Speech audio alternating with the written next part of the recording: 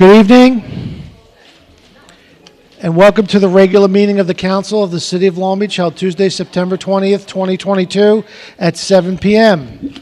We'll have a roll call. Councilmember Postoli is absent. Councilmember Lester. Present. Councilmember Bendo. Present. Vice President Treston. Here. President McGinnis. Present.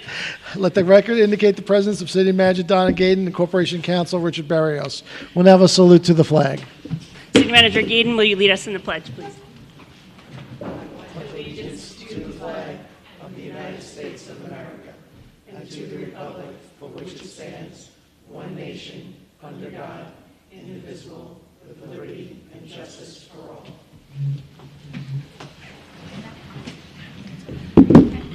Good evening, everyone, and welcome to the September 20th meeting of the Long Beach City Council.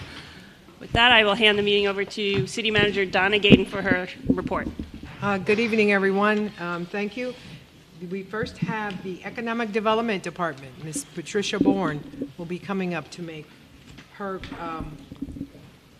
quick update.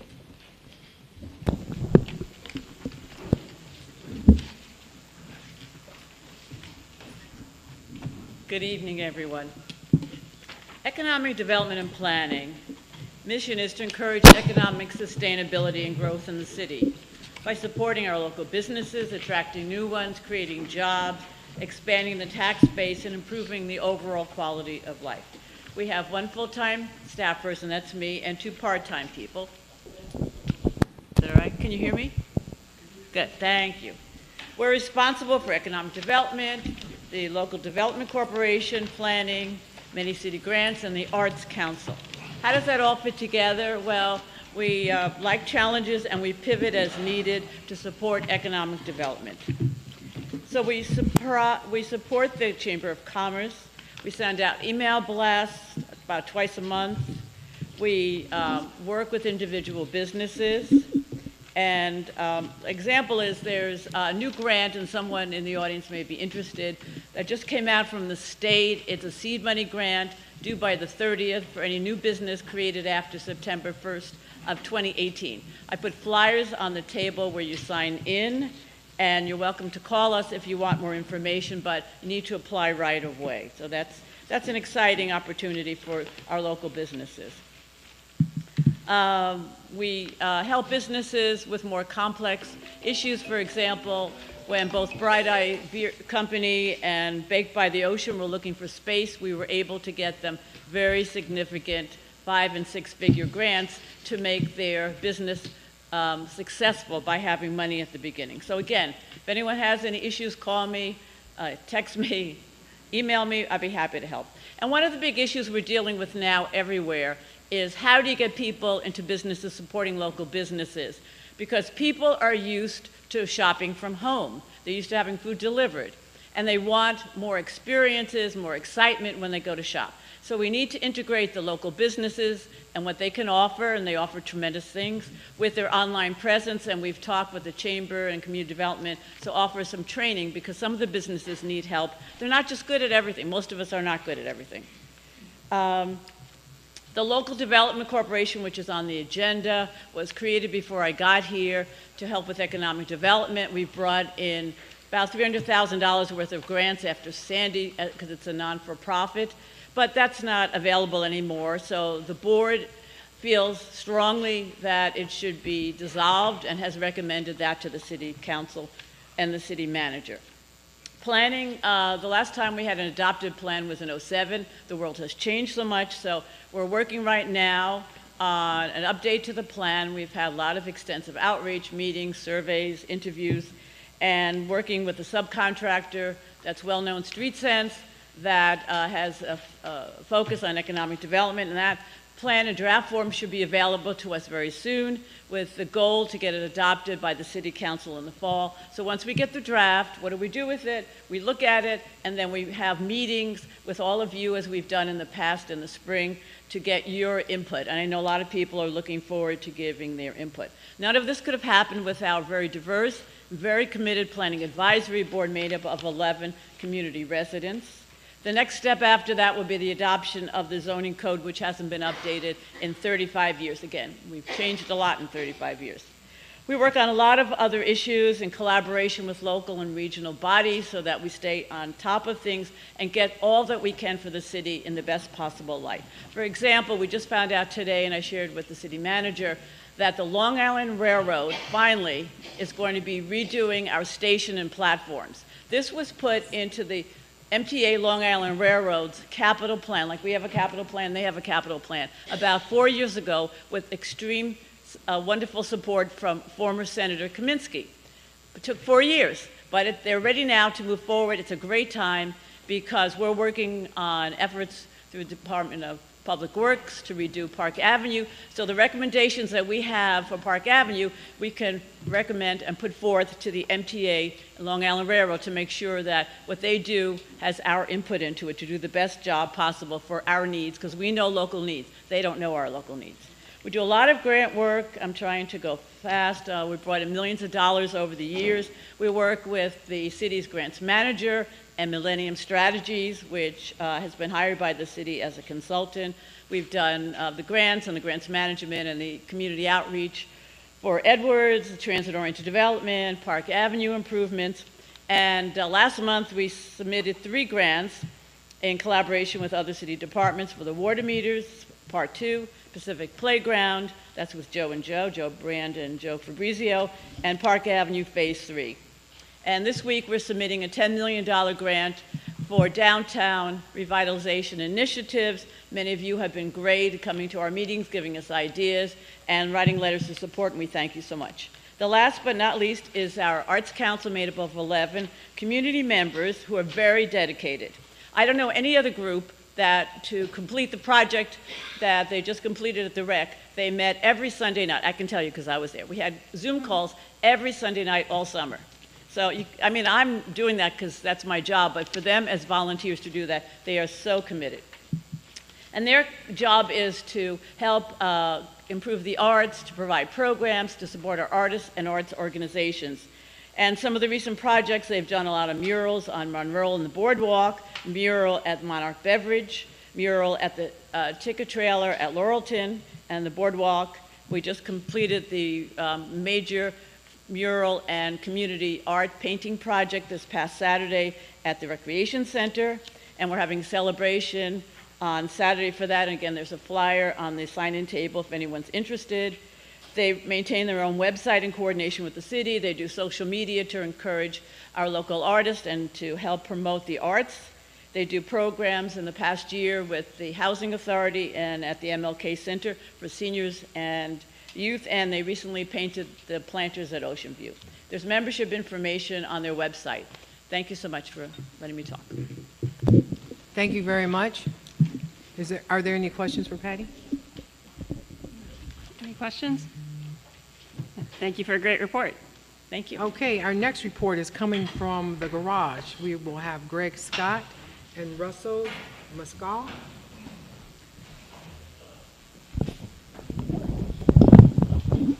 Good evening, everyone. I'm Joe Fabrizio, Commissioner of Public Works. I just wanted to take the opportunity to introduce Greg Scott. He's our Director of Operations in charge of the Central Garage, and Russ Mascal, who's the IT Specialist for the City of Long Beach. Greg has the responsibility of maintaining our city's fleet, and that's no easy task. We have over 360 vehicles, and it really rests on his shoulders to do that. One of the exciting things that they've been doing, and Russell's going to talk a little bit about that, is they've recently implemented a fleet management system. And I'm going to turn it over to Russell to go over that. They're also going to talk a little bit about a fuel management system that we're exploring as well, and also some new computer systems that they bought. So without further ado, I'm just going to turn it over to Russell. Thank you.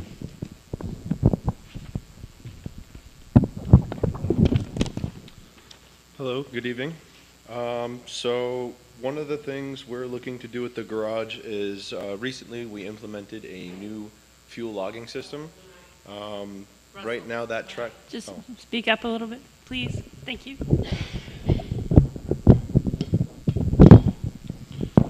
Try that again.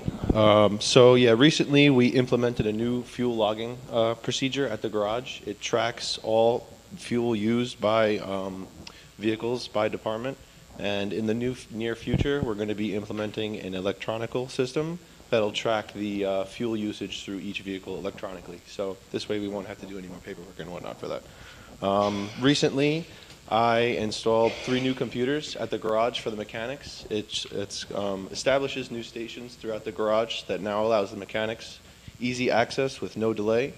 This has increased productivity for the mechanics, and it now increased productivity throughout the department for the mechanics, and it now allows them to just look up parts and whatnot without having to wait for one computer. So that was a little bit of a pain for them, but we fixed that for them. Also, we recently implemented a fleet management system. I've been working on that for about a year now, and we just passed, I think, 3,000 work orders with the system. So I do that by myself every day, every morning. I implement the work orders into the system, and then the mechanics can see what work was done, what parts were used, how much time they spent, who did the work, all types of fun stuff. So all that's now being tracked on a cloud-based system, and it's much easy to retrieve that information rather than go through all these files and paperwork. So, yeah, and that's pretty much it. So thank you for your time.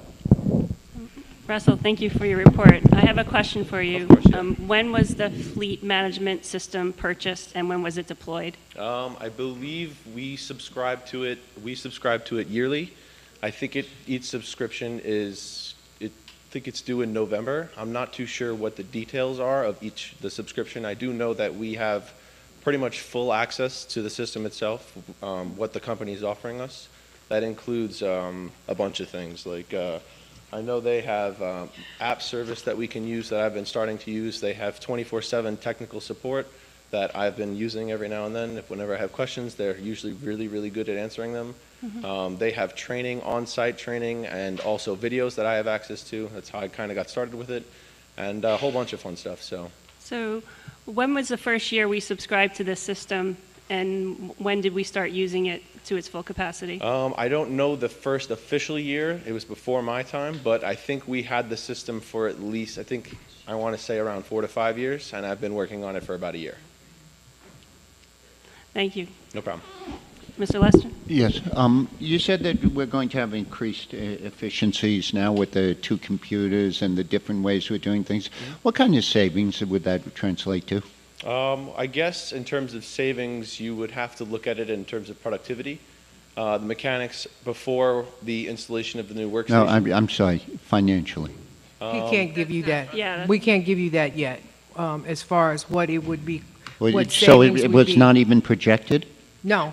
What we have done is that some of the software that the city has had, like, for example, the fuel software. Yes. The city has had that software and a lot of the parts needed for many, many years. As we have gone to say, let's get something now, Russell, and he has not been here yet quite a year, has said, I saw the equipment at the garage. So we have now asked the vendor, what will it take for us to bring this current? How much would it cost us to bring it current? So we have not done any financial projections. Okay. Also, what he didn't mention is that they have every vehicle in the system. And Yes. every time the vehicle is worked on now, you can see it. And now we are being more proactive. Instead of them coming in saying, this vehicle needs service, they can reach out to each driver or each department and say, your vehicle is coming up for service, because now each vehicle is within the computer. I'm sorry, I just heard the efficiencies. I thought there was some translation of the efficiencies into No. finances. No? Not Okay, as of thank yet. you. I would think, Russell, that with you're basically putting all the data in the system so that there is probably a management module so that you could track efficiency and productivity, correct? Yes. Thank you. Does the fleet management system maintain an inventory list of parts on hand as well as parts purchased? In terms of their stock, we do not. Some of the stock comes my way, but not everything. That's the one thing we're trying to deal with, because my time is so limited at the garage. I don't have my full time to spend and deal with that type of stuff. But in terms of entering in the information, all that's pretty much done. The system can trigger on its own to tell us what vehicles are, to be seen and what vehicles are, in the clear for now. So. Okay. So right now, it's still kind of a manual process, then? Yes. We're not scanning barcodes and, so we're not scanning barcodes, so things are getting entered automatically and It things is like that? something We're still a little low-tech. Technically, yes, but we Yeah. are looking into doing stuff like that. Okay. Especially with the barcode stuff, yeah. Thank you. Any other? This is a great project. I really appreciate the team's work, and it's all stuff we should have done years ago, so thank you. Thank you. Thank you very much. Next, Corporation Counsel Barrios will give us a Long Island, the LIRR update. Very brief. Good evening, everyone. I'll rely on what I said at my last update because I don't want to try to remember everything I said at my last update, but we are still in discussions with the Long Island Railroad. I think I recall saying we had some homework that we gave to each other. We have since provided said homework. We are reviewing documentation and exchanging proposals on some finalizing language. That's all I have. And this is for the critical infrastructure? That is correct. This is for the North Shore Critical Infrastructure Project running along the north shore of the Barrier Island. And the Long Island Railroad is one part of that big puzzle. So we should be voting on something at the next meeting? It is my sincere hope that I have something for this council by then. Thank you. Are we getting near any deadlines where there's some danger of losing the money? The grant? We do have deadlines looming. We've conveyed that to the attorneys across the table. They're aware of that. They have taken that into consideration. I'd like it to move faster, but I can only get the answers I get. And if, heaven forbid, this money is lost because of the Long Island Railroad, do we have legal recourse? If you'd like to discuss that in private, I'd be happy to meet with the council separately. Okay. All right, thank you. And our last speaker will be Mr. John McNally. I will be just as brief, if not briefer. The city manager asked to just advise the council and the public to make everybody aware. This Thursday, the 22nd, from 9 a.m. to 11 a.m., City Hall will be closed to the public with the exception of those doing court business. And the reason for that is because all City Hall staff are going to be undergoing a safety training. Okay. Questions? No? Thank you kindly. That completes my report. Thank you.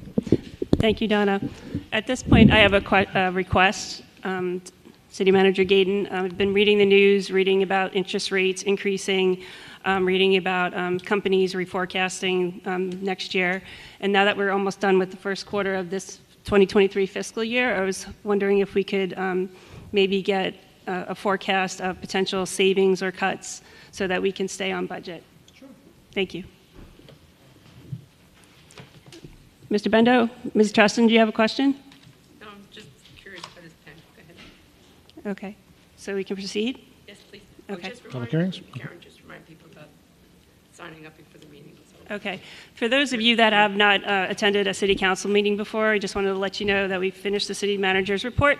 The next step is for us to go through our agenda, which is approximately 20 items. So that should be another hour and a half to 2 hours. At that point, we will close the meeting, and then we will proceed with good and welfare, where residents and anyone from the community can come up and speak about 3 minutes on any topic of their choosing, and that is timed. You are able to sign up for good and welfare over in the corner where the woman with the nice purple dress is standing. Thank you. Okay. And once again, as I previously announced, there are 2 items that have been added to the agenda by unanimous consent, items 19 and 20. Copies of those items are on the table in the back.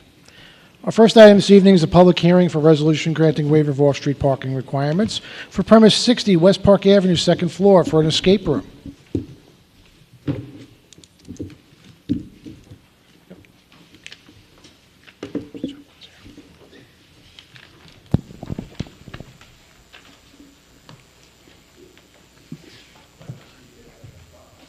Good evening, Mr. Daniels. Good evening. How you doing? Good, and you? I'm all right. Good. Can you tell us a little bit about your business? Yes. Actually, I just want to be able to bring something new and very entertaining to Long Beach. I'm sure everyone will be appreciative of it. But my escape room, I want to try to make it be more unique from other escape rooms. But for anyone who don't know what escape room is, let me just explain that first. Basically, you get put into a theme room meaning you can choose which room that you want to do, whether it's a casino room or a money heist room or a bank or any sort of thing like that. You get put into a room for 1 hour, and all you want to do is find a key that's going to release you from the room. Now, to get to that key, you're going to have to go through challenges such as solving riddles, puzzles, or even just interactive things in that nature. So it's going to be something new, and it's going to be a new experience for most people because the escape room is still new itself. So I'm hoping that people will enjoy it as much as I do. And what are your days and hours of operation? My days are going to be from Wednesday through Sunday. I'm going to close on Mondays and Tuesdays because those are going to be slow days, I'm sure. My hours are going to be in the fall time. It's going to be from 3 to 11. I say the fall time because it could change depending on how business is going, from 3 to 11. Okay. And how many employees will you have? 2. Okay. And any deliveries per week? To be honest, I'm not going to, once the rooms are established and done, it's going to be rare to have deliveries. Okay. Any questions from the council? Mr. Benda? Just a quick one. I've never been in an escape room. Just out of curiosity, I assume. You're in one now. Well, good point. And boy, am I looking for the key. I assume, once a number of people cycle through a room, the secrets are known. Do you have to reconfigure these periodically, to keep them fresh so people can come through more than once? Understood. Basically, it's really just hoping that someone won't give out a clue to another person. Okay. If anything, I don't think a person will want to know because it would just ruin their experience. But what I will do is I will have lockers outside the room so people can put their belongings and their phones so there's no recording and no giving out any hints in that nature. Okay. Thank you. Any questions from the public on this? No? Okay. Thank you, Mr. Daniels. Thank you. Close the hearing. I will close the hearing. Thank you. Okay. Yes. Can we vote now? Yep, we'll vote out. We're going to voting out vote of now, order. so you don't have to stay for 2 hours. Okay. Unless you So, want to. We're going to vote out of order on item number 1, resolution granting waiver of off-street parking requirements for premise 60 West Park Avenue, second floor, for an escape room. Introduce and move the adoption of this item. I will. Second. I will. Voting, Councilmember Lester. Yes. Councilmember Bendo. Yes, welcome to Long Beach. Thank you. Thank you. I appreciate that. Not yet. Hold Not on. yet. There's still 2 more people to vote. Vice President Treston. Yes, and my family's looking forward to being one of your first customers. President McGinnis. Yes, welcome to Long Beach. Thank you. Okay, item passes. Yay. Okay. Our second public hearing is for a resolution granting waiver of off-street parking requirements for premises 220 West Park Avenue, street floor, for a coffee shop with golf simulator. Is the owner of this business present? Is he here? I don't know. If you want, I could hold this. I could call this again at the end of the public hearings. Okay. See if they show. Okay, so moving on to our third public hearing, an ordinance to amend the Code of Ordinances of the City of Long Beach regarding motor vehicles and traffic.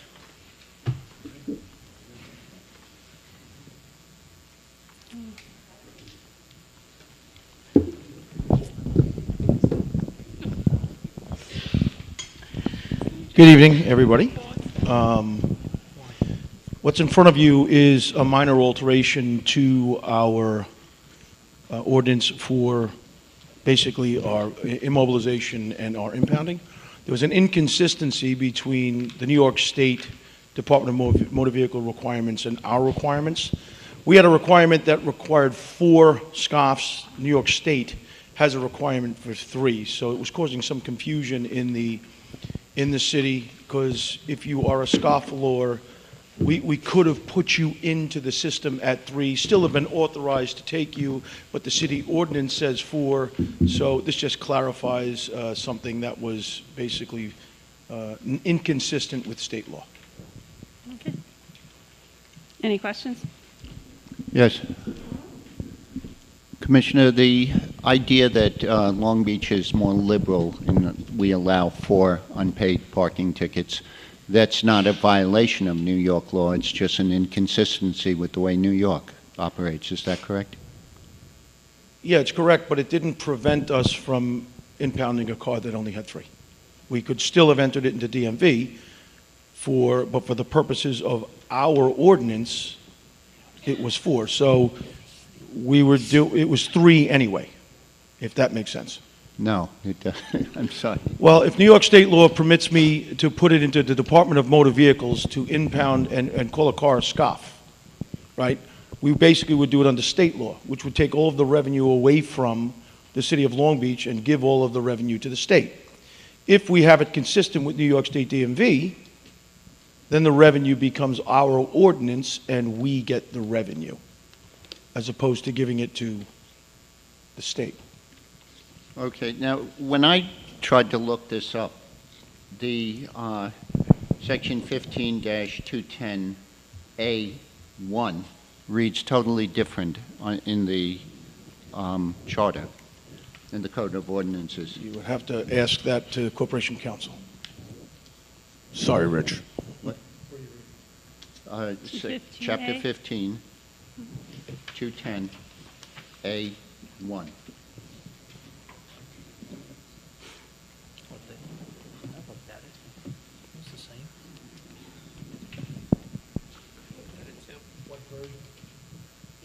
The one that's online.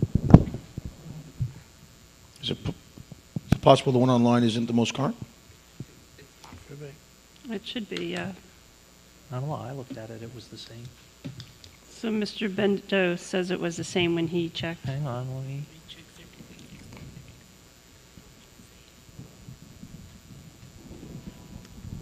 So the only language changes from 3 to 4, correct? Yes. Yeah. Yeah, and the city of Long Beach is more specifically defined in Yes. 15212A. Rather than B. the police department. Correct, because the police department doesn't take any revenue whatsoever. Okay. I see what Councilman Lester is referring to. That's actually a typo. It should read sub 5. So So it's not 15-210A5, not A1. John, yours read, your number 1 read Hang on. the hang on. same. So 5, 6, so that's page 709. I'm just going to that section of the charter. 210A.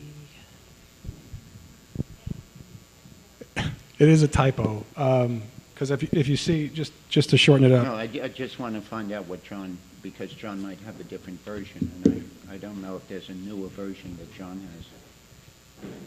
Oh, I see what you're looking at. So it's 5? Yeah, Okay. it's 5. So we have confirmation that it's a typo, Okay. and it's just a numerical under section. Yeah. my assumption, though I can't prove it beyond a reasonable doubt, is that the word basically auto-corrected it to sub 1 for Right. formatting purposes. Auto-numbered it. Mm-hmm. Yeah, it should be A5. I can correct It that. says A5 in the opening sentence, but there's a typo.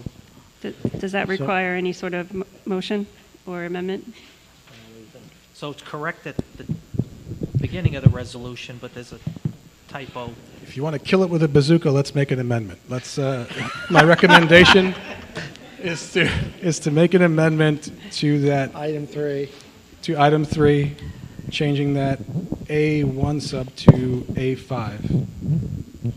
Moved. Second. Second. Councilmember Lester. Yes. Councilmember Bendo. Yes. Vice President Treston. Yes. President McGinnis. Yes. Continue. Okay. Any more questions from the council? Yes. Okay, Mr. Lester? Yes, one further question. It talks about 3 or more outstanding and unpaid parking violations issued. If you get 3 parking violations issued at the same time and you miss the first appearance, that you would automatically become a scofflaw? It's not automatic. You actually have to get notices in the mail, and they mail you after the final notice, and you fail to respond, then you would become a scofflaw. Correct. Well, what's the difference between mailing and a final notice? Regular mailing and registered mail and a final notice. Are there a series of them?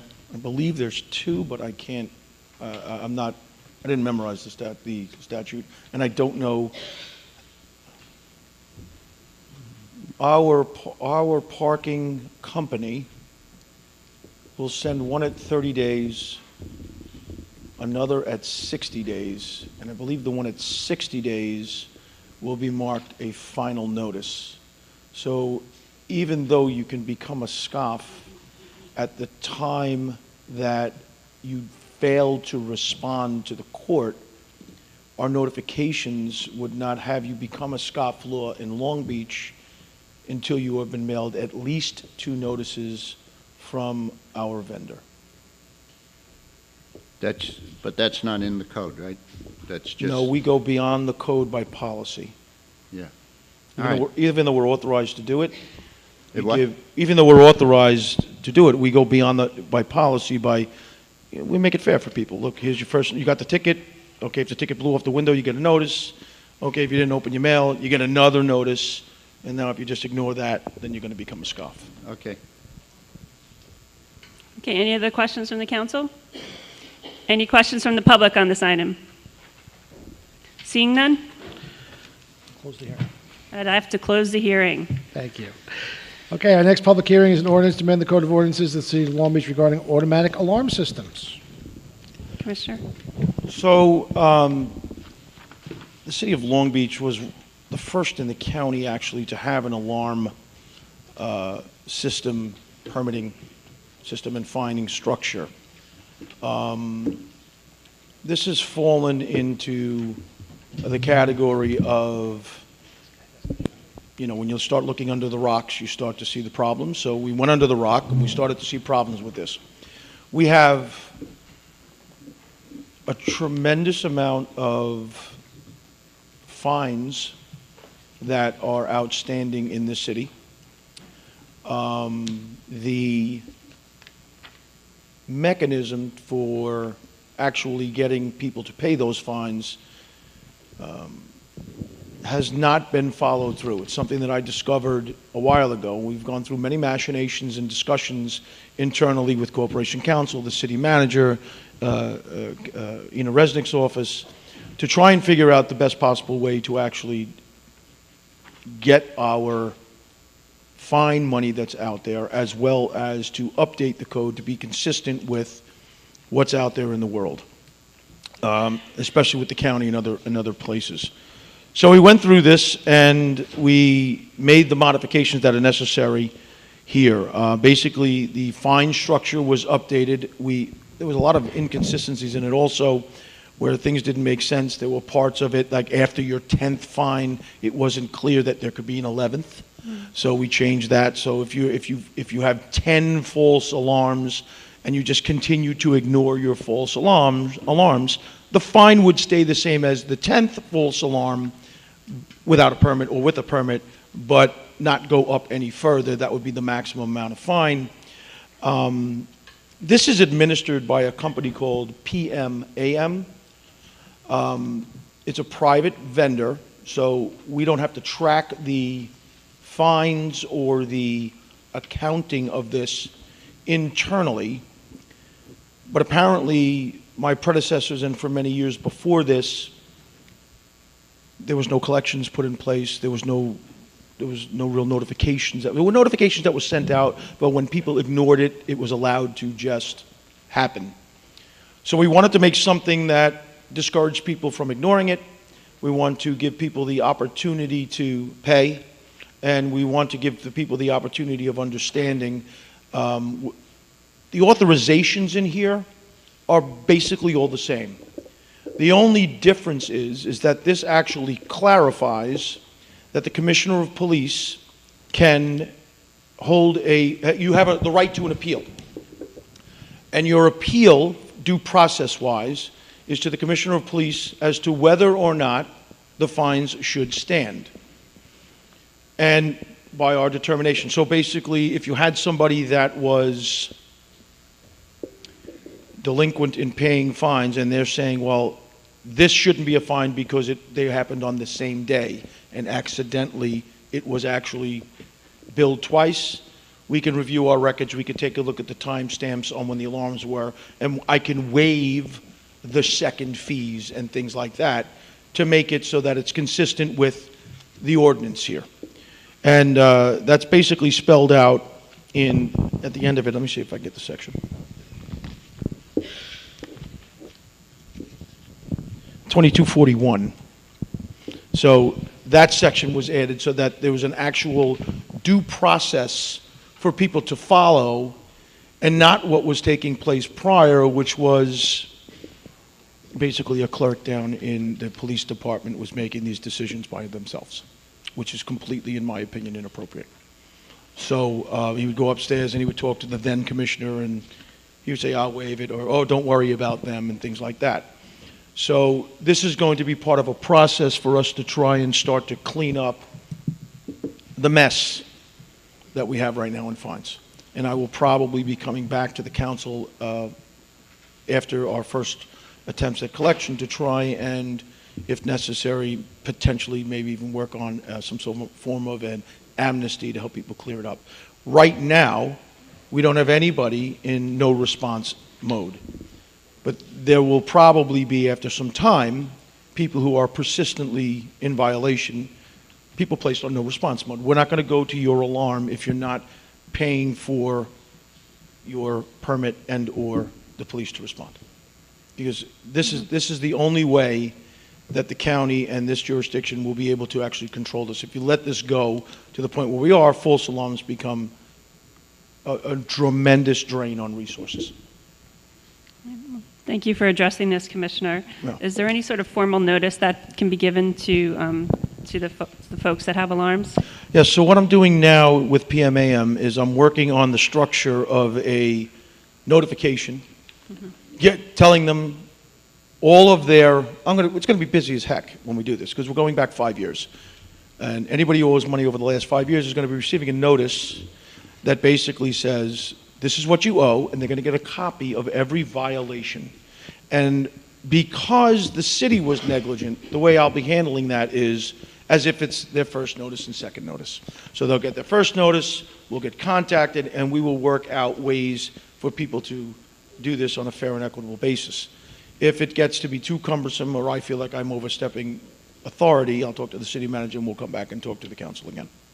I don't want the police department to be in a position where we're the arbiters of things that were neglectful for many, many years. But this should clean it up by the way it's written, is what we feel. I'm glad you brought up the amnesty program. That makes sense. Yeah, so I would need your authority to do that, and it would probably be only certain age or above a certain amount. Because we have certain institutions here that were told by prior police commissioners, do not worry about your fines. Right. So to be fair and equitable, we should be able to address that more equitably with your authority. Okay. Do you have any questions from the council? Mr. Lester? Yes. Commissioner, I'm not sure what an alarm system is. Okay. So in here, but there's it's- reference to two different types. There's the people who monitor the alarm. Right, no, but there's no definition here what an alarm system is. It's a common definition. Basically, if it attaches to a central station or it makes a noise outside that would alert, you are operating an alarm system.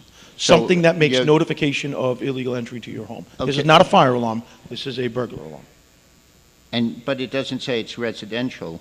There's residential and commercial. Both are addressed. No, I know, but alarm system's not defined as a residential, is it? No, I'm it's just both. looking. It's So an your alarm car system. alarm could be an alarm system? No, it's attached to a premises. Is it any So way? your car alarm, you don't need a permit to operate a car alarm. You need a permit. No, I'm not saying that. I'm just talking about the last section. Any person operating an alarm system without a permit.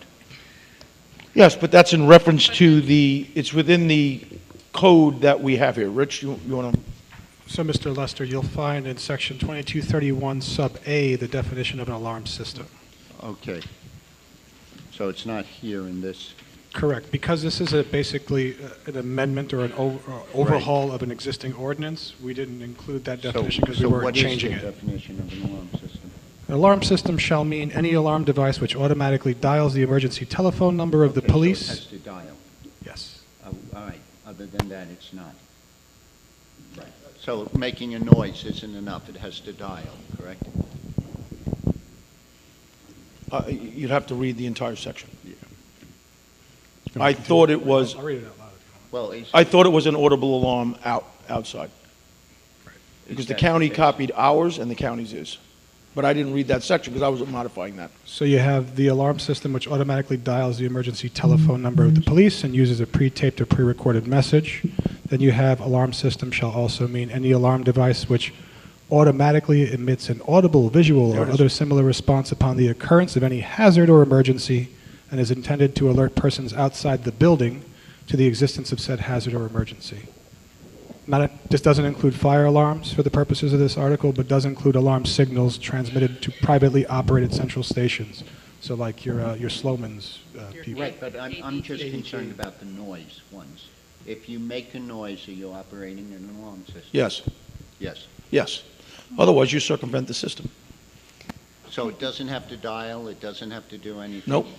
If you have something that alerts people to call the police, then you are operating an alarm system. Okay. Okay. Any other questions, Mr. Lester? What? Do you have any other questions No, on that item? I got my Okay. question answered.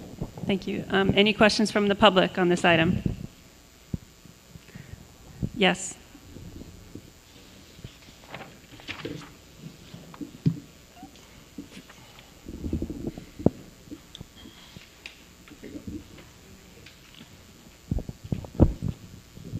Kathleen O'Leary, Long Beach. I'm just wondering if these fees are consistent with Nassau County's fees. And, you know, for example, I've had an alarm go off because the wind blew hard, you know. So, and I've never really had a penalty, but, you know, to pay $50 like the first time for the wind is a lot. And then the second, well, actually, that would be the second time, and $100 for the third time. So I'm just curious if the surrounding areas are using this fee scale. Okay, so it's not 100% following that. It loosely follows that. We are actually less expensive than the county for our permit and for our renewal for the permit. And when you activate an alarm, we're also more forgiving than the county. In other words, if it's your first time you get an alarm, within the first 90 days, you're given a grace period of 3 free alarms. Figure it out. If the wind's setting it off over 90 days, that's why we gave it 90 days for all weather and types of occurrence to take place. So your wind sets off your alarm, you call your alarm company in, they make the adjustments so the wind won't set off the alarms. So it doesn't 100% follow. We are relatively consistent. We are more expensive in our most expensive, but we also don't have the resources they have to do it. They have an entire section that just deals with alarms. You know what I mean? It's labor intensive to do. So we're trying to discourage people from operating an alarm system either without a permit, 1, or 2, not fixing their alarm. So hopefully no one gets to 10 or more. You know, that's the goal. Right? Thank you. Any other questions from the public on this item? I will close the hearing. Next public hearing is for local law amending the charter of the City of Long Beach regarding zoning board of appeals. Yes. Good evening, everyone. So this is an overhaul to our existing section 140. As indicated in the first paragraph, the history of the legislation is pretty straightforward. It was initially established in 1989. They had zoning board members were appointed by the city manager only. And in 2004, The charter was again amended to include confirmation of the city council. In light of, I guess, the transition of administration over the last several years, we all put our heads together and came up with this amendment to the charter to kind of streamline and provide stopgaps for the appointments of zoning board members to avoid holdovers and gaps in appointment to the extent we can. So I'll take any questions with that. Any questions from the council? Just one second.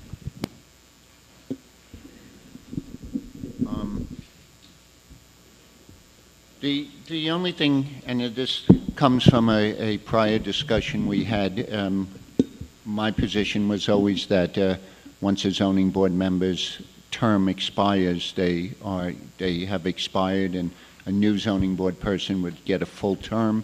But Rich pointed out to me under New York Public Officers Law, that if the person continues in, then if somebody is appointed, they only get the following how much as if that person had been reappointed, which that's the law. But just in question here, it says at least 45 days prior to the expiration of any given member's term, the city manager shall present, and if its vacancy is not filled by the end of that 45 days, that does, so if somebody is a holdover, so to speak, does that mean that that's a new term under public officers law? Could you rephrase? I'm just trying to understand where you're coming from. If somebody's term expires and the city manager doesn't appoint, then the city council fills the vacancy. But if the vacancy is not filled by the end of the 45-day period, the question is, when does somebody who's held over, their term doesn't expire until next time their term would be under the public officers law? I'm just trying to figure that out. Okay, so the way the public officers law reads, or the way I read it, is that, and let's just keep it limited to zoning board members. Zoning board members are appointed for a term of 3 years. Yes. So let's say January 1st to December 31st Right. down the road. That term expires at the end of December 31st of that third year. If no appointment is made by then, that person is deemed a holdover under the law. Yes. Meaning, for the next 3 years, they're occupying that 3-year term So until replaced. So assuming that someone continues in that expired 3-year term, like in some of the present cases, let's say someone carries over for 1.5 years. The next appointment made can only be an appointment to a 1.5-year term. Right, I the residue. understand that. What I'm wondering is, the city manager has a right to fill that term starting 45 days prior to the expiration. If they're a holdover, does it start a new period again? Not the way this is written, no. So the idea and the intent behind this is to provide stopgaps for appointment, yeah, right? I know what the intent. Okay. I did not know about the public officers law, so once I saw that, you're saying no, it does not start a new period? No. Okay. It's not an automatic reappointment, no. Okay. Rich, what is the mechanism for the council to make an appointment? A resolution? Because If you were to exercise your rights under this Yeah. ordinance, under this charter, so essentially, yes, you would send a request for resolution to me. I would prepare the resolution. The appointment would be made. The presumption is that there are some candidates that have been filtered through and recommended by the city manager. So you would be drawing from that pool of applicants, and you'd make your pick. Okay. Just remember, you can't force someone to appoint someone. That's the general rule. That's a power of discretion that you guys have. Okay. Any other questions from the council? No, thank you, though. Any questions from the public on this item? Mr. Walsh? Commissioner Walsh? Unrelated, but I just want to go back to something that you closed. I did some research, Mr. Lester, and we send a notice out at 30 days, 60 days, and 90 days before they become a SCOF. Okay? Okay. I just want you to know there was actually more time than I thought. Yeah, that. All right, so I apologize for not doing that. I know it was closed. I'm sorry for Okay. Thank you. Okay, so this hearing is closed, right? Okay.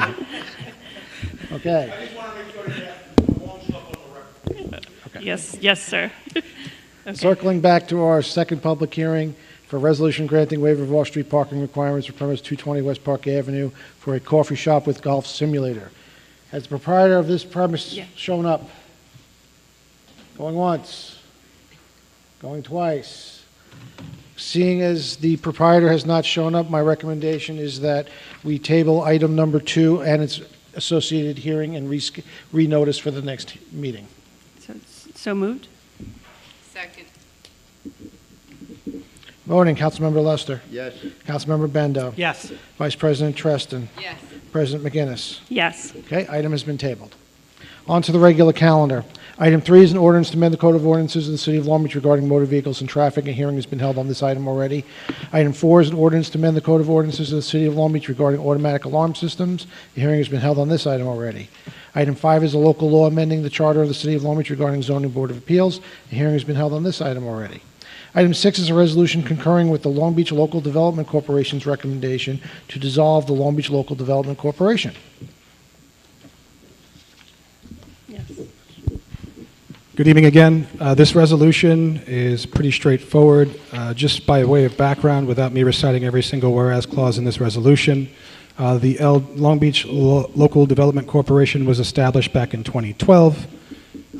It was formed as a public authority with the purpose to relieve and reduce unemployment, promote and provide for additional and maximum employment, improve and maintain job opportunities, and lessen the burden of government, and act in the public interest. The LBLDC was established. It has a 3-member board of directors. The city manager is designated as the sole member. Since its formation, the LBLDC has essentially been underutilized, and its activity has been such that it can't cover the cost of its own mandated annual financial audits, which results in the city council and the city itself footing that bill, so to speak. And this resolution is to basically concur with the LBLDC's resolution back on June 8th of 2022, recommending its dissolution and asking the city to take the necessary steps to accomplish that dissolution. And that's where we are.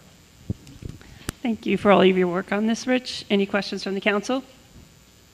Any questions from the public on this item? Seeing none? Item 7 is a resolution authorizing the continued retention of the Mondado Group as independent auditors for the fiscal years ending June 30th, 2022, 23, and 24. Controller Resnick? Right before we dig into the presentation, yes. I have a recommended amendment to this item. The recommendation is to add a 5th whereas clause to read as follows, quote, whereas pursuant to the terms of the proposed agreement with the Bonadio Group, or Bonadio, I don't know how to pronounce that, the quoted fees for the performance of auditing services related to the Long Beach Local Development Corporation, quote, LBLDC, shall only apply for the work actually performed by the Bonadio Group, parenthesis, i.e., if the LBLDC is dissolved, then the city shall only be responsible for fees associated with the services performed for the required LBLDC audits through the effective date of dissolution, close parentheses, semicolon, close quote. Moved. Second. Thank you. Councilmember Lester. Yes. Councilmember Bendo. Yes. Vice President Treston. Yes. President McGinnis. Yes. Okay, item's been amended. Continue. Controller Resnick? Sure. Good evening. So this is the 3rd time it's on the agenda. Hopefully 3rd time is a charm. And I think we went through, like, during the previous city council meetings, we went over the fact that the audits are a necessary evil in order for the city to be able to go to the markets and borrow money for our capital infrastructure, in order to receive grants, in order to receive state or federal support. City needs to provide audited financial statements to all the grantors, to all the purchasers of the city's debt. Otherwise, nobody would have any comfort, and they provide audited financial statements, provide credibility to the market, provide credibility of the financial information, to the financial information that city is presenting to the market and to the grantors. So if you have any questions, I'll be happy to answer. Any questions from the council? Okay. Any questions from the public on this item? Seeing none? Item 8 is a resolution authorizing the city manager to enter into an agreement for public relations consulting services for the city of Long Beach. Mr. McNally? Good evening, everybody. This is a resolution asking you to give the authority to the city manager to enter into agreement with Life is Sweet Media. Life is Sweet Media is the sole principal and only employee is Miss Stacy Sweet, who is an award-winning television host, correspondent, producer, media expert, and a few other things to round it out. She's been an on-air host for PBS. She's been an anchor for Inside Edition, and an anchor and a reporter for News 12. She does consulting gigs for large corporations and small nonprofits. She lives on the Barrier Island. She knows the Barrier Island really well, is infinitely familiar with the media landscape, and will really be working with the publicity department to work on earned media, social media content, sponsorships for events and programs, which is key, and any number of other special projects that we have going on. As this council is well aware, I wear a number of hats. I think the city manager has it in store for me to take on some additional responsibilities elsewhere in addition to that. And there is a very good chance that the sole publicity employee that we have now might be moving to a different department for a better opportunity for her family. We do have money in the publicity budget to take on this consultant. She has been working with us since early spring, actually, really focused on the centennial and the publicity around that, has done a fantastic job. In anticipation of gearing up for this role, she has sort of already gone out to the market to have preliminary discussions with potential sponsors with very good results. We're thinking we're somewhere on the order of $50,000 in sponsorships, not yet committed, but in the hopper if this goes through and if we're able to procure them for Fall Festival alone, which would actually make that event solvent for the city, which it has never been in the past. So we ask you to vote yes. Questions from the council? Questions? Questions from the public on this item? Ms. Knox?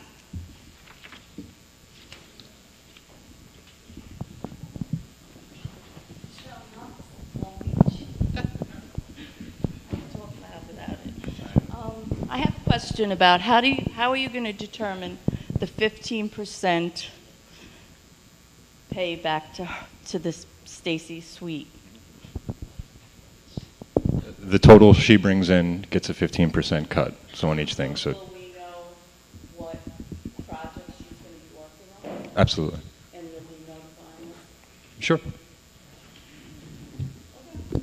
And we will have received the money before she receives her 15%. Yeah, the check will come to the city first, and then the city controller's office will cut her the 15%. Okay. Any other questions from the public? Seeing none? Thank you very much. Item 9 is a resolution reappointing a Civil Service Commission member for the city of Long Beach.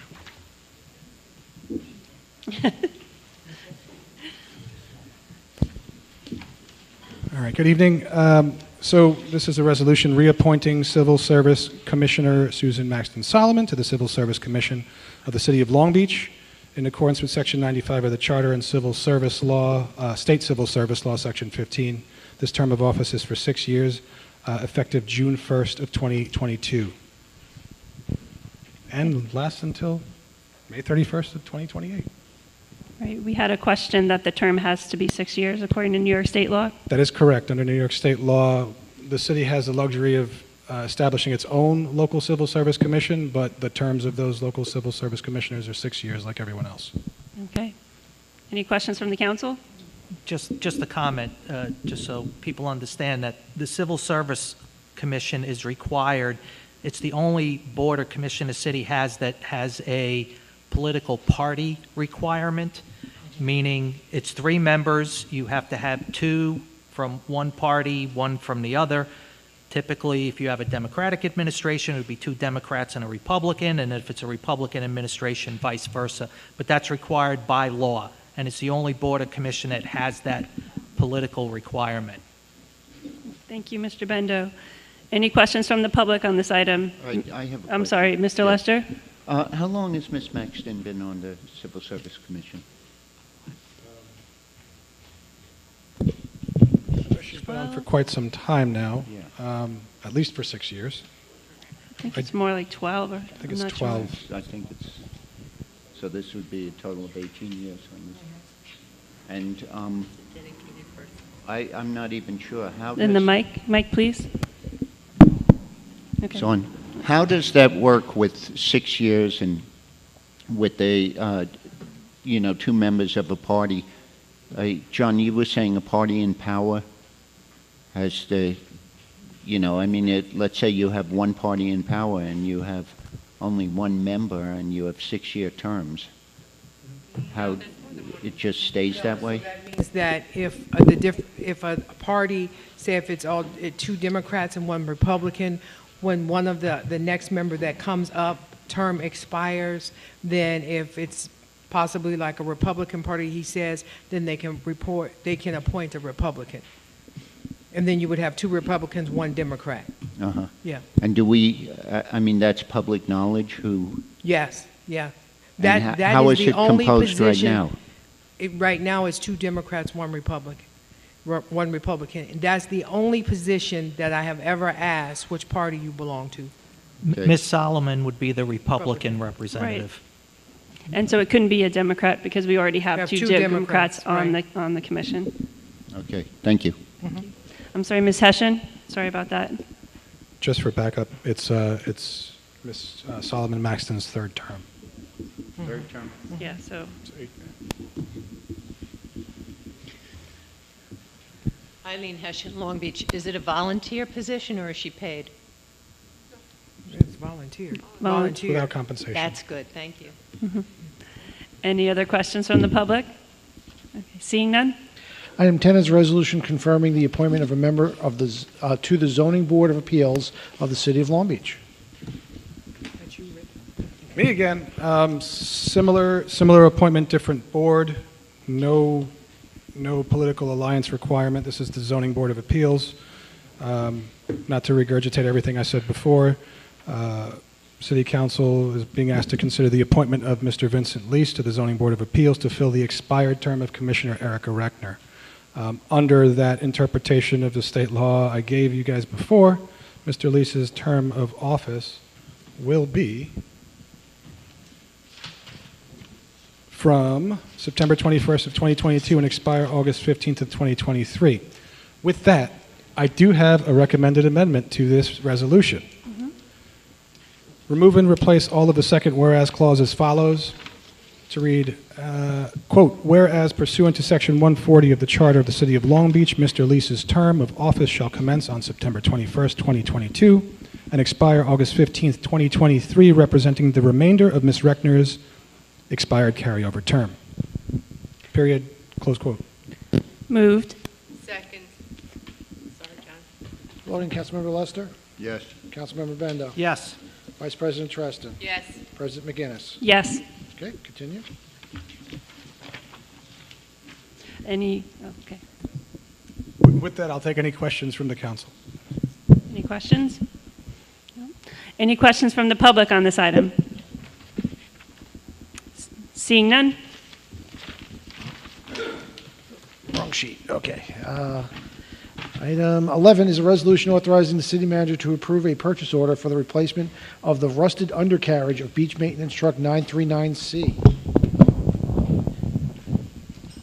Good evening again. This is a resolution authorizing the city manager to approve a purchase order in the amount of $38,099.36 to H.O. Penn and Machinery to repair a truck in the beach maintenance department. The manufacturer of the truck is a Caterpillar, and the undercarriage of the vehicle is rusted and rotted and requires replacement. This vehicle, H.O. Penn and Machinery, is Caterpillar's sole source for repairs, parts, and service.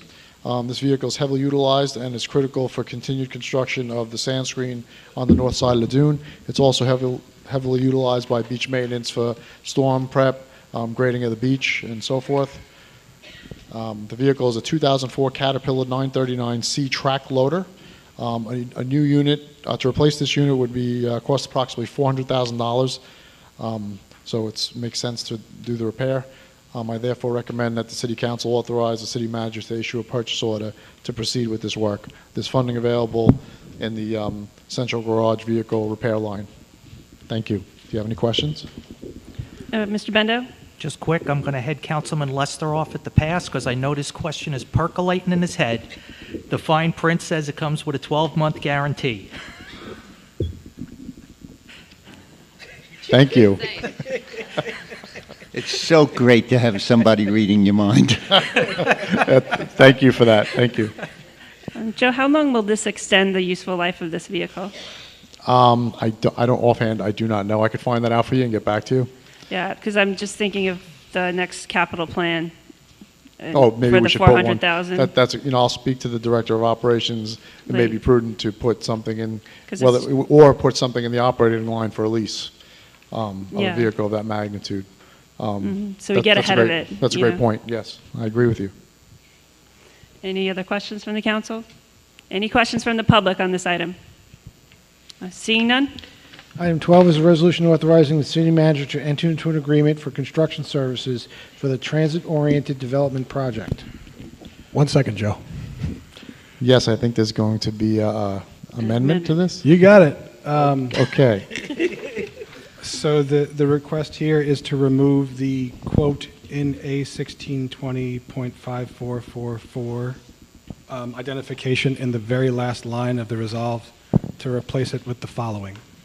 Quote, will be available in A1490.54440, parenthesis, public works hyphen contracted services, close parenthesis, after the following transfer of funds is hereby authorized, colon, transfer from A1990.54406 contingency in the amount of $66,556 to A1490.54440 public works hyphen contracted services.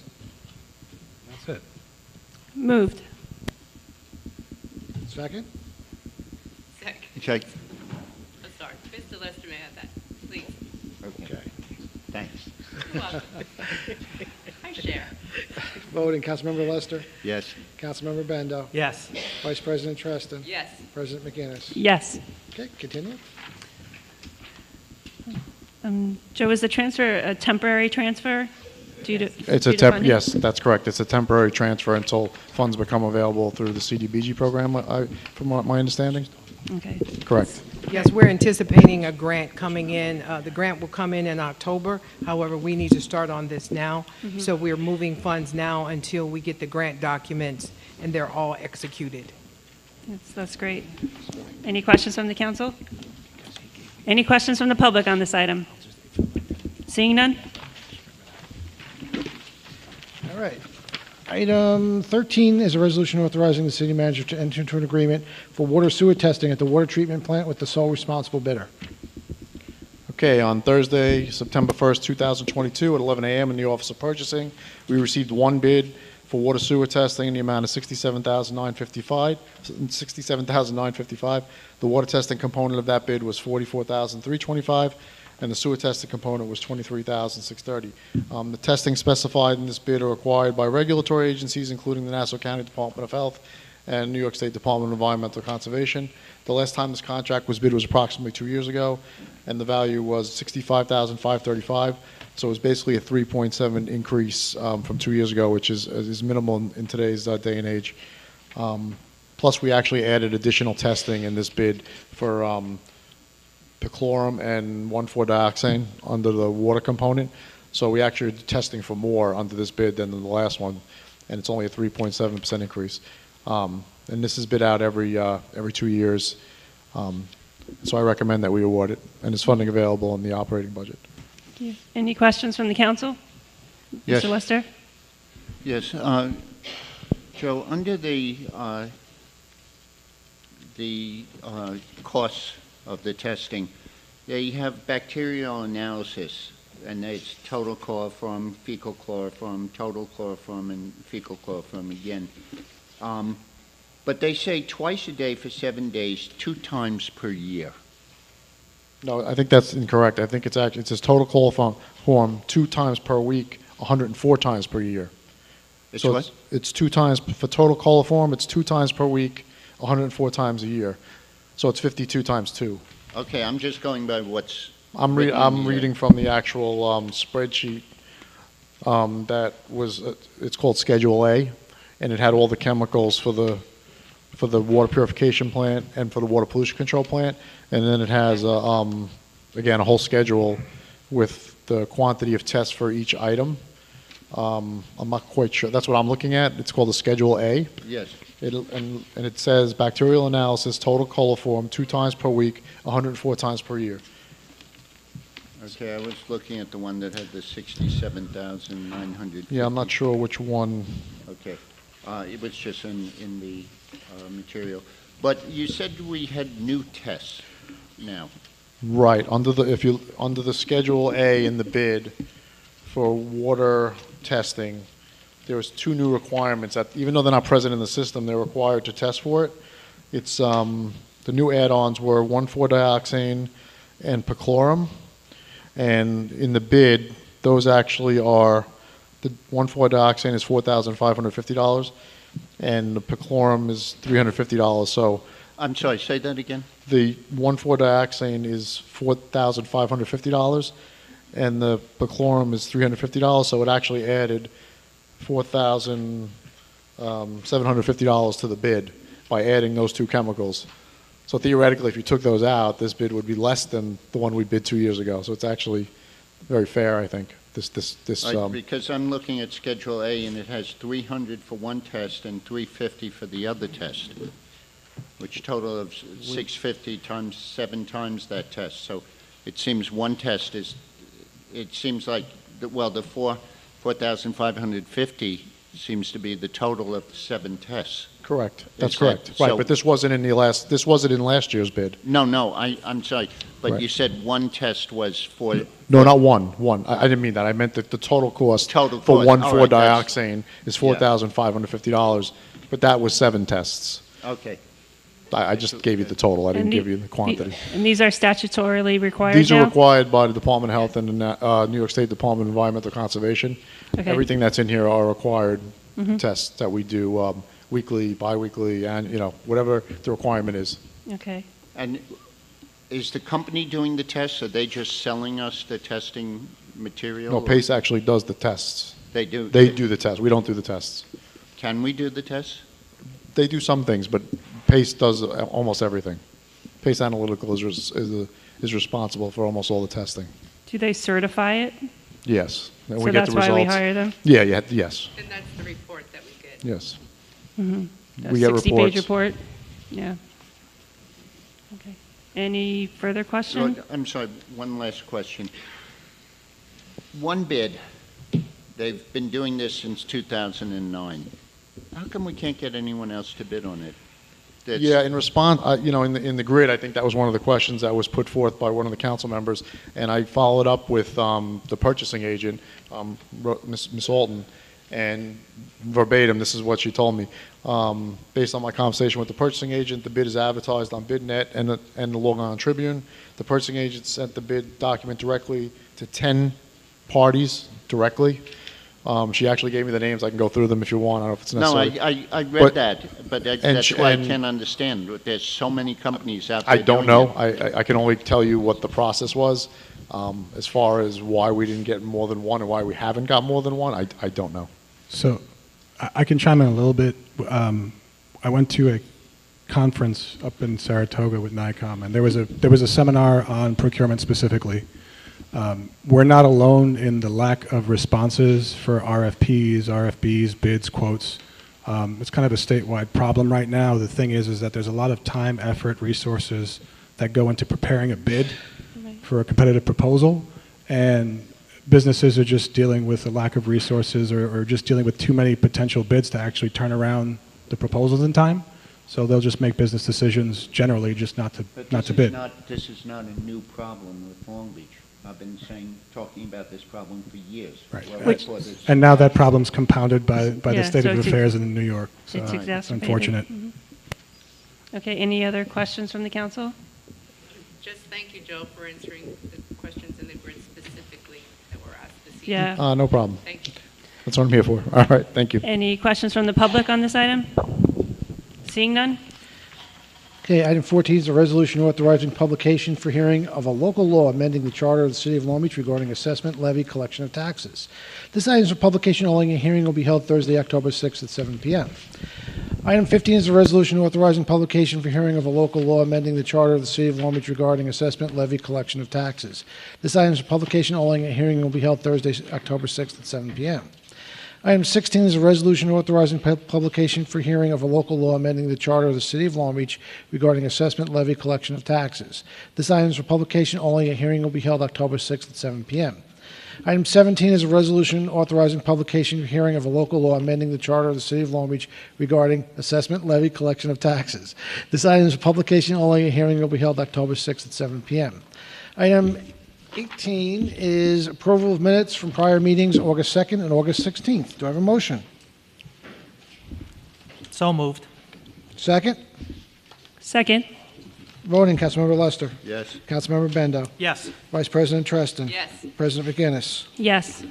Okay, items 19 and 20 have been added by unanimous consent. Item 19 is a resolution recognizing National Suicide Prevention Month and designating September 22nd, 2022 as Veterans Suicide Awareness and Remembrance Day. So we propose this resolution in honor of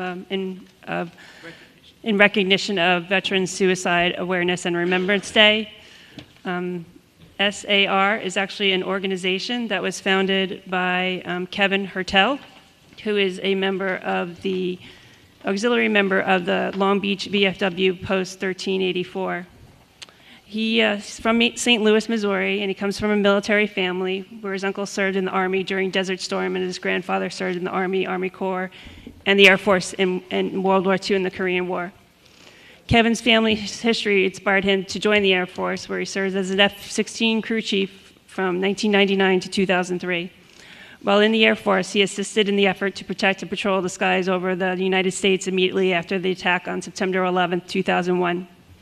In 2016, Kevin's cousin, Senior Airman Robert Dean, U.S. Air Force, died by suicide. After Robert's passing, Kevin learned of the veteran and active military suicide epidemic and how, on average, 22 veterans and service members died by suicide each day. Since then, he spent a year researching veteran suicide, contemplating how he can make a difference with the goal to end veteran and active military suicides.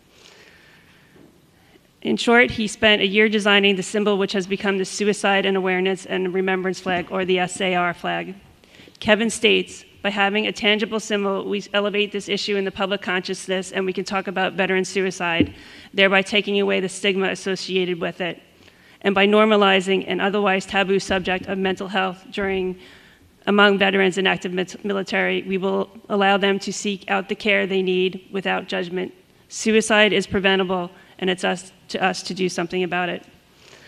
So with that said, we would like to propose this resolution to recognize September 2nd as Veterans Suicide and Awareness and Remembrance Day. 22nd. I'm sorry, I thought I said the 22nd, sorry. September 22nd. Again, September, which is National Suicide Prevention Month, and then 22 for the 22 veterans and service members. Any questions from the council? Any questions from the public? Seeing none?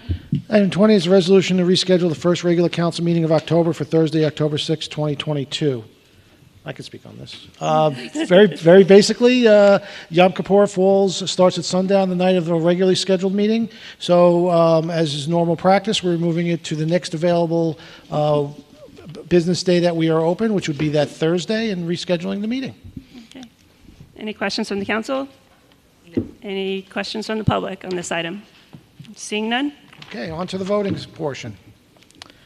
We start with item number 3, which is an ordinance to amend the Code of Ordinances of the City of Long Beach regarding motor vehicles and traffic. Who introduces and move the adoption of this item as amended?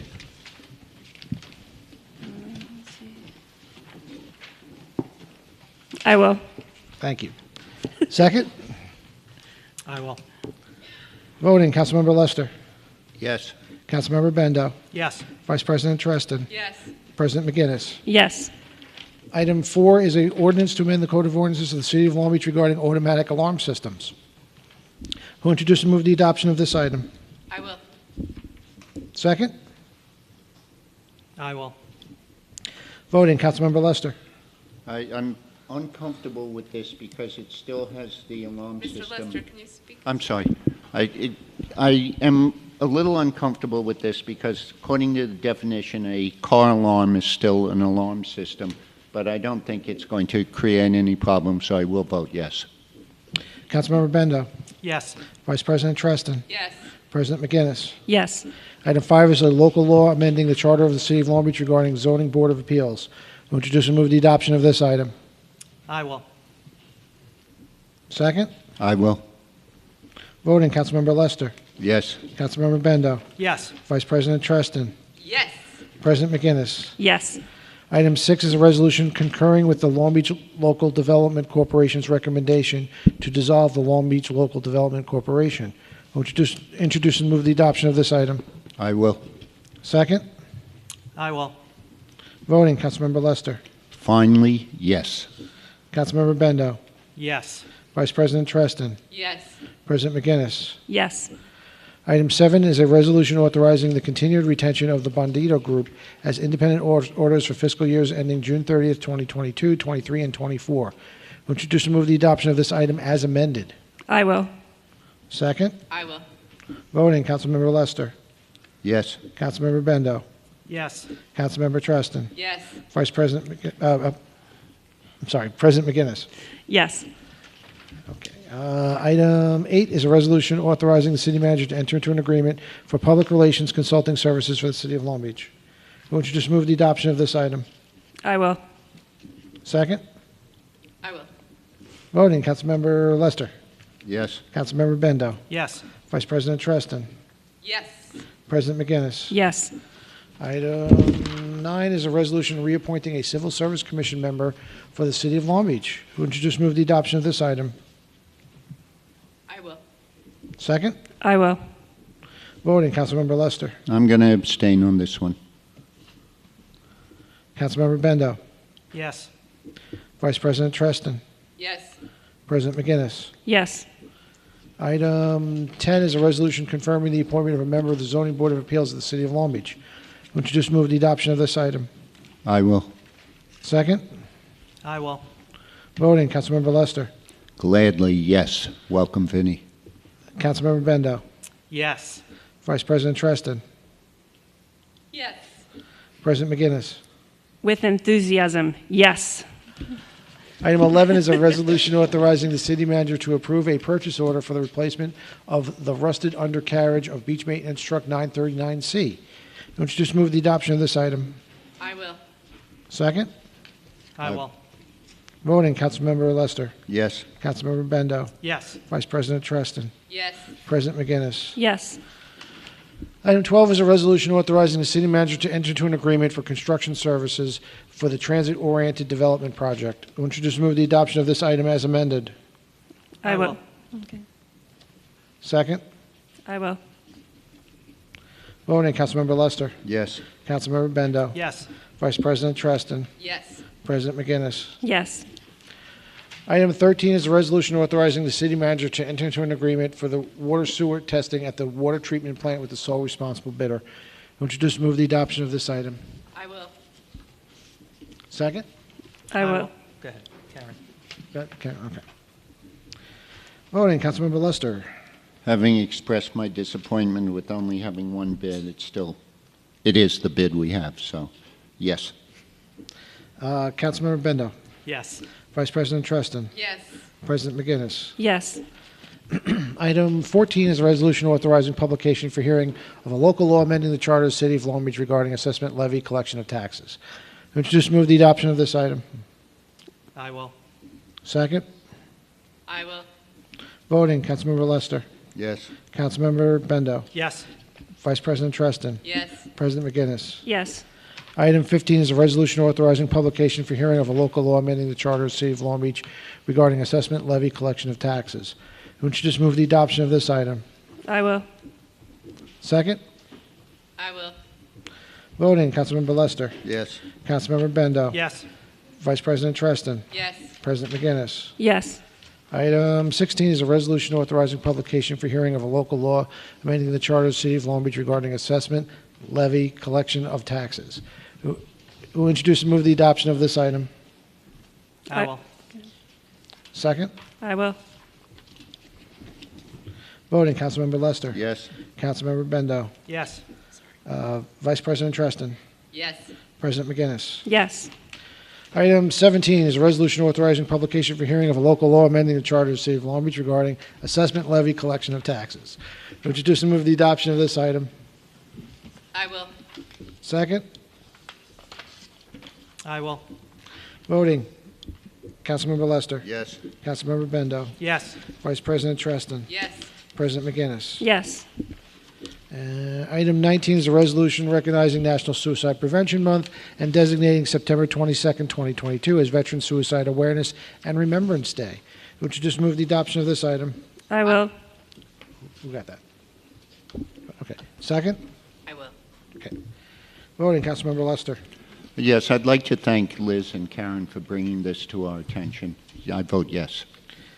Councilmember Bendo. I guess I just want to say, as a veteran, it's extremely frustrating that we even have to acknowledge that this problem exists, that this problem does exist. And I just want to give people some perspective. I know people talk about, our police officers putting themselves in harm's way, and they do, and they're, fairly well paid to do it. A private in the Army makes about $450 a week to get shot at. And then the fact that they come home and we're not taking care of them, it's disgraceful. So if this little bit of acknowledgement is something, I vote yes. Vice President Treston. Thank you, Councilman Bendo. Yes. President McGinnis. Yesterday, after we were working on this resolution, I actually got a call from my uncle. He actually served in Vietnam in the Army. And he told me that he just got diagnosed with PTSD from Vietnam, amongst other things, over 40 years later. So it's a real problem and it exists for now our youth. And with that, I vote yes. Finally, item 20 is a resolution to reschedule the first regular council meeting of October for Thursday, October 6, 2022. Would you just move the adoption of this item? I will. Second? I will. Voting, Councilmember Lester. Yes. Councilmember Bendo. Yes. Vice President Treston. Yes. President McGinnis. Yes. City Manager's monthly personnel report has been filed by the city clerk. Who will make a motion to close the meeting? I will. Second? I will. Voting, Councilmember Lester. Yes. Councilmember Bendo. Yes. Vice President Treston. Yes. President McGinnis. Yes. Okay.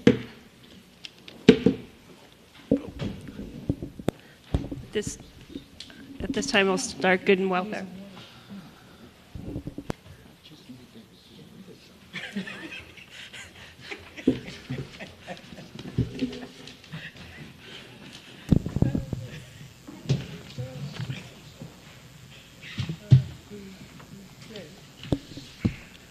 Beryl Solomon Jackowitz.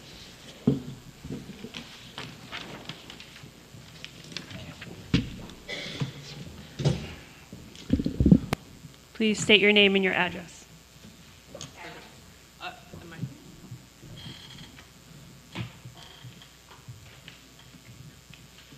Beryl Solomon Jackowitz, 128 West Penn Street.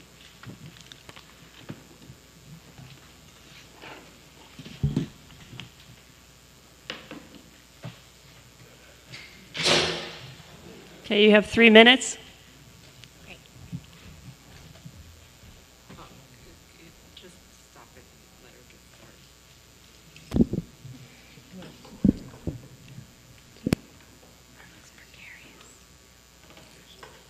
Did we start? Okay. Your time is going by, Ms. Oh. Jackowitz. That's why I said 3 minutes. Hello, my name is Beryl Solomon Jackowitz, and I am proud to call Long Beach my home. My husband Michael and I have 2 sons, ages 7 and 9, that attend Lindell Elementary. I'm a PTA mom and a local Hebrew school teacher and an active member of the Long Beach Chamber of Commerce. I'm also an entrepreneur. interested in opening and operating a local, safe, and discreet cannabis retail store to serve the needs of the cannabis consumer and the needs of our community, all while adding millions of dollars of tax revenue to help the city's leadership continue efforts to overcome the inherited fiscal woes. My hope today is to persuade you to schedule working sessions and a public hearing and ultimately opt in and permit cannabis dispensaries within Long Beach borders. Cannabis is already here. It is legal to consume cannabis in New York, and the first round of adult use dispensaries will open throughout the state later this year. According to the Office of Cannabis Management, up to 20 dispensaries are slated for Long Island in this first round. Many believe that opting out of cannabis dispensaries is opting out of local cannabis use. This is not the case. Every day that Long Beach continues to opt out, we are only opting out of the vital revenue cannabis sales will bring to our great city. Economists project Long Beach tax revenue from cannabis sales will top $6 million over the next 5 years. And that's not all. In addition to the revenue, a Long Beach dispensary will create local jobs and allow Long Beach to take regulatory ownership of the who, when, where, and how of its local cannabis market. Opting in now will provide Long Beach residents a unique opportunity to ensure a safe market that matches our community's special vibe and keeps our neighborhoods safe. If we act now, we can secure high-caliber, honest local partners who love Long Beach and have a deeply vested interest in keeping our community safe. Without a local dispensary, Long Beach residents will spend their money elsewhere, in Queens or in Suffolk County. Long Beach will effectively walk away from millions of potential revenue dollars and relinquish the opportunity to exert any control on the local cannabis market. Long Beach residents want dispensaries. They have overwhelmingly, more than any other Nassau County, stood up and spoken out since the beginning of the year. Long Beach is a special place. Everybody here knows this. Opting in now will provide a unique opportunity to preserve, protect, and enhance our incredible city by the sea. Together, we can create a safe, healthy, and productive cannabis market. Thank you. Thank you.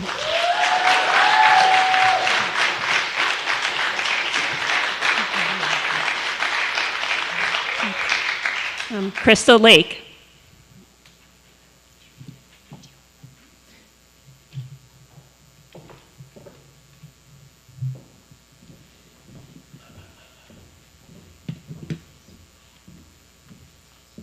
Dave.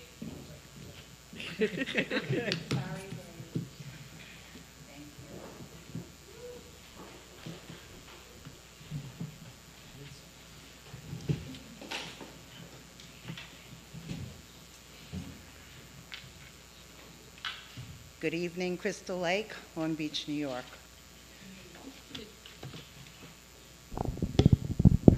Can you hear me now?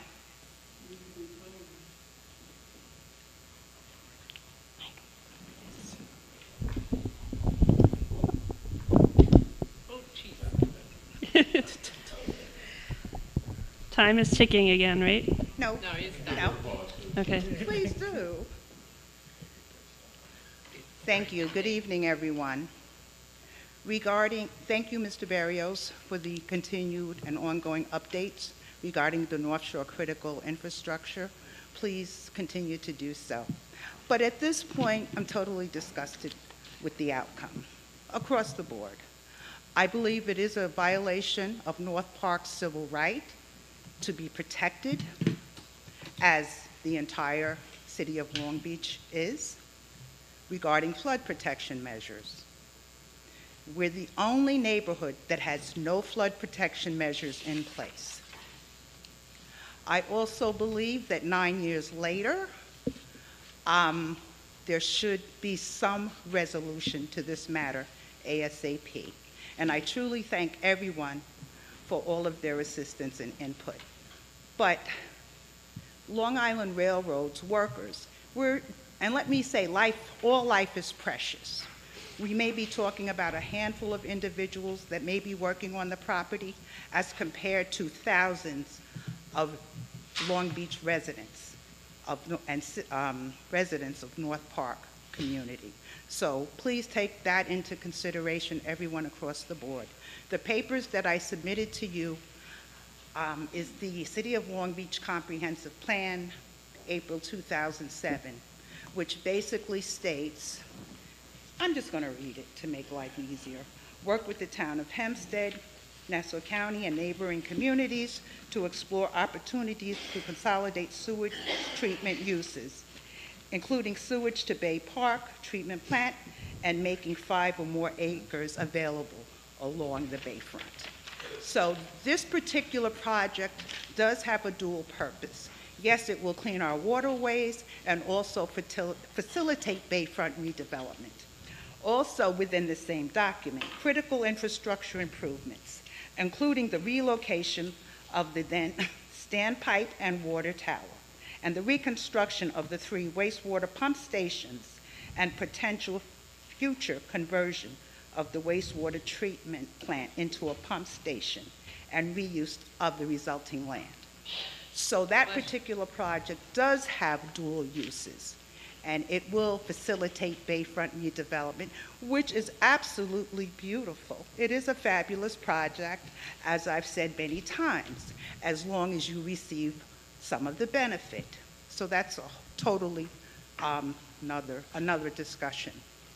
So moving forward, once again, Presidential Executive Order 12898, signed into law by William J. Clinton, February 11th, 1994, to federal actions to protect the underserved and disproportionately burdened communities. And at this, regarding the North Shore Critical Infrastructure Project, North Park is definitely underserved and disproportionately burdened. And I'd like to thank everyone for their time. Thank you, Ms. Lake. Thank you.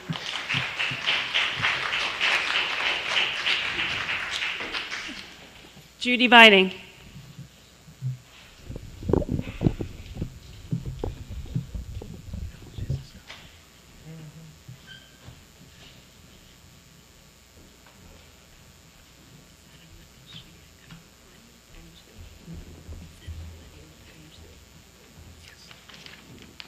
Oh, goodness. Am I going to be able to reach this? Can you hear me? No? Yes. Yes. Okay. Good evening. Good evening. Obviously, I'm here to talk also about the thought of opting in or not in terms of marijuana sales. And I guess one of the things I want to point out is I just came back from an incredible New York State and federal conference on the topic. And we have research now. We know about the money. We know Colorado, which is the longest standing state that's ever had any legal adult cannabis, for every dollar they take in taxation, they spend $4.50 for ancillary services, including extra police department counseling. Part of what's gone on, of course, is the potency of THC has gone up, and that has increased the danger. When you talk about and give honor to people who have suffered and had suffered losses because of suicide, there's a correlation now with marijuana overdoses and the percentage of THC. But let's just get to the money for a second.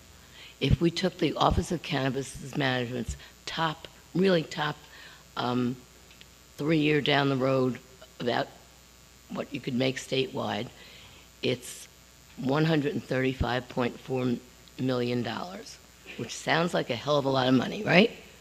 Except that the state's budget is $220.5, I think, billion, which means that any amount of money for the entire state would come down to 0.14% of the state budget, okay? It is a drop in the bucket. By the time it filters down to counties and municipalities, there will not be millions. That's one of the red herrings about it. And that's one of the things you need to not be lured into believing. There are things we can do that are safe, but we also know that some of the money allotted to the Office of Cannabis Management is for their management office and for their employees. So just like with the State Liquor Authority, there is not enough enforcement to guarantee safety of the product. Legal doesn't necessarily mean safe. And what are the messages we want to tell our kids and our families about what Long Beach is? The further we can keep them away from something that's not safe for them, the better off they're going to be. A quote from Governor, God help me, I can't pronounce his name, John Hickenlooper, who was the governor of Colorado when the law went into effect and still was in 2018, said we get $200 million a year in tax revenue, which, as you know, in a $30 billion budget is a drop in the bucket. It's not going to pay for early childhood or anything big social ill. Thank you, Ms. Vining. You're welcome. Okay. Nora Egan. That's it, folks. We'll see you on the 6th.